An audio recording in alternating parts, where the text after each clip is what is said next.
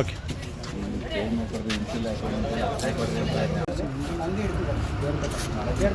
ಕೇರ್ಪೇಟೆ ಹಳೇದಿತ್ತು, ಹಳೇದಲ್ಲಿ ಏನಾಗಿದೆ ಅದು ಇವಾಗ ಬದಲಾಗಿದೆ. ಏನು ಅಂಗಡಿ ಇತ್ತಲ್ಲ ಮೊದಲು ಹಳೇದು ಅದನ್ನು ಹೊರತುಪಡಿಸಿ ನಿಮಗೆ ಈ ಹೊಸಕ್ಕೆ ಸ್ಟಿಚ್ ಎಲ್ಲ ಬದಲಾಗಿದೆ.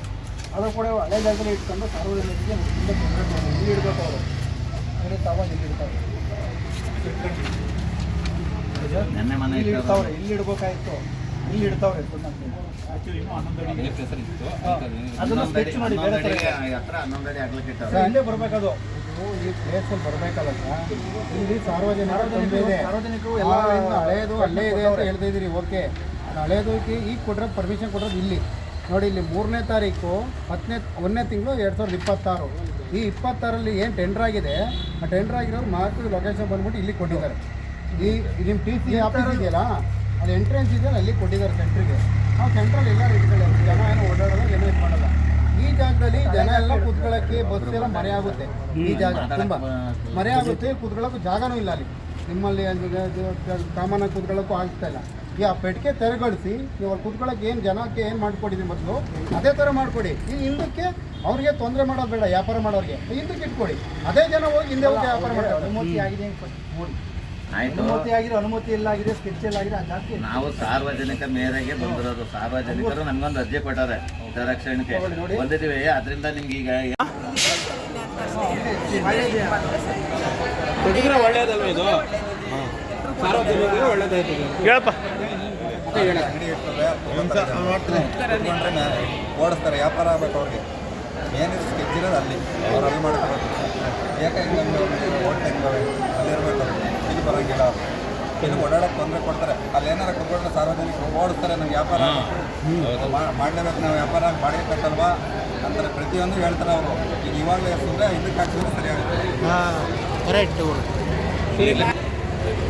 ಕೇರ್ಪೇಟೆ ಬಸ್ ಸ್ಟ್ಯಾಂಡಿಗೆ ಬಂದಿದ್ದೀವಿ ನಾವು ಇವತ್ತು. ಯಾಕೆ ಅಂದರೆ ಕಾರಣ ಇಷ್ಟೇ, ಇದು ಬಂದು ಅನಧಿಕೃತವಾಗಿ ಇಟ್ಟಿದ್ದಾರೆ ಇಲ್ಲಿ ಪೆಟ್ಟಿಗೆನ. ಯಾಕೆಂದರೆ ನೋಡಿ, ದಾಖಲಾತಿಗಳಲ್ಲಿ ಸ್ಕೆಚ್ ಬಂದು ಹಿಂದುಗಡೆ ಇದೆ, ತಾವು ಮುಂದಕ್ಕೆ ಇಟ್ಟಿದ್ದಾರೆ. ಅದರೊಳಗೆ 11 ಅಡಿ ಮುಂದಕ್ಕೆ ಹಾಕೊಂಡಿದ್ದಾರೆ.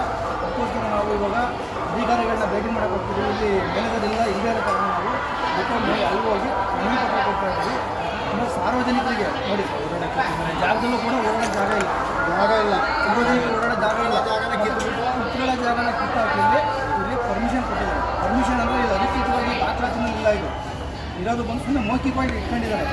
ದಾಖಲಾತಿ ಇರೋದು ನೋಡಿ ಸರ್, ಈ ಕಡೆ ಹೋಟ್ಲಿದೆ, ಡಿಪೋ ಆಫೀಸ್ ಇದೆ, ಇಲ್ಲಿ ಇಡಬೇಕಿತ್ತು. ಸೊ ಈ ವಿಚಾರವಾಗಿ ನಾವಿಲ್ಲಿ ಮನವಿ ಕೊಟ್ಟಾದ ನಂತರ ಮನವಿ ಸ್ಪಂದಿಸಿಲ್ಲ ಅಂದರೆ ಈ ಜಾಗದಲ್ಲಿ ಧರಣಿ ಮಾಡಲಿಕ್ಕೆ ಇಲ್ಲಿ ಬಂದಿದ್ದೀವಿ. ಕೇರ್ಪೇಟೆ ಬಸ್ ಸ್ಟ್ಯಾಂಡ್ ಇದು.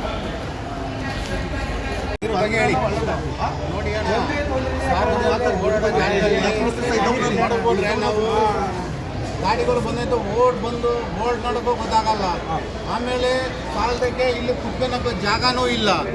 ಎಷ್ಟೋ ತನಕ ಬಂದು ಪ್ಯಾಸೆಂಜರು ಸಾರ್ವಜನಿಕರು ಬಂದು ಎಲ್ಲ ನಿಂತ್ಕೊಳಕ್ಕೆ ಭಾರಿ ತೊಂದರೆ ಜಾಗದಲ್ಲಿ ತಂದು ನಿಲ್ಲಿಸಿದ್ರಿ.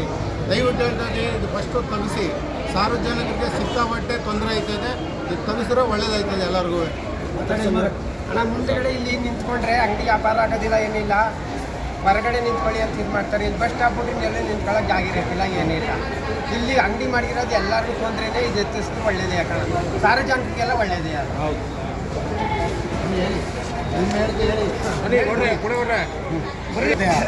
ಮಾತಾಡಿ ಇದು ಮಾತ್ರ ಎತ್ತಾಗ ಹೊರಗೆ ಸಿಗಬೇಕು. ಇಲ್ಲಿ 100 ಜನ, 500 ಜನ, 600 ಜನ ಬಸ್ ಸ್ಟ್ಯಾಂಡಲ್ಲಿ ನಿಂತ್ಕೊಳ್ಳೋ ಜಾಗಿಲ್ಲ, ಕೂತ್ಕೊಳ್ಳೋಕ್ಕೂ ಜಾಗಿಲ್ಲ.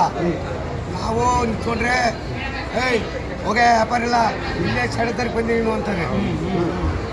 ಅರ್ಥ ಆಯ್ತಾ? ನಾವು ಕೇಳಿ ಸಾಕಾಗೋಯ್ತು. ಅದಕ್ಕೆ ನೋಡ್ಬಿಟ್ಟು ನಾವು ಹೇಳ್ಬಿಟ್ಟು ಯಾರೋ ಪುಣ್ಯಾತರು ಯಾರೋ ಬಂದೇ ಬರ್ತಾರೆ.